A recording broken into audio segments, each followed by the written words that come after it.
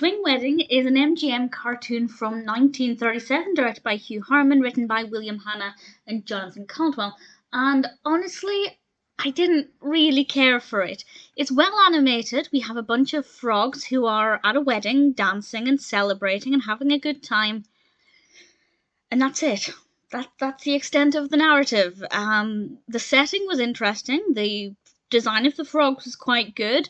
The music was interesting, but well, I thought they were just doing caricatures of generic black musicians at the time, and I did some Googling afterwards to see what other people thought, because I just thought it was a really boring cartoon, and I thought, oh no, am I going to do this review and say that it's rubbish, and then everybody else is going to hate me because they love it? But no, it's not well received, and actually apparently they're not just in generic caricatures, they are actually parodying some specific musicians. I'm not that knowledgeable about music in general, to be honest, but particularly musicians at this side of the century, and certainly not with jazz music and swing music.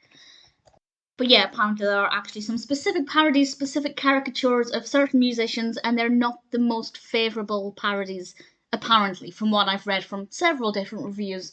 So that in itself is also quite problematic. Obviously, me viewing it, I didn't pick up on that, but that's something that's worth bearing in mind as well, that if you are familiar with certain performers at this time, you may not like certain depictions of certain characters.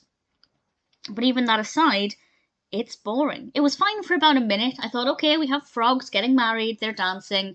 I like how the frogs are animated. This is all cool. The colour palette's very green. Visually quite entertaining in that respect. But after about a minute, I realised I had another 6 or 7 minutes of the same thing. And nothing happens. And I wasn't expecting a juicy, meaty narrative. I wasn't expecting plot twists or anything, but at least some kind of narrative beyond here are frogs at a wedding, now watch them do the same thing for 8 minutes.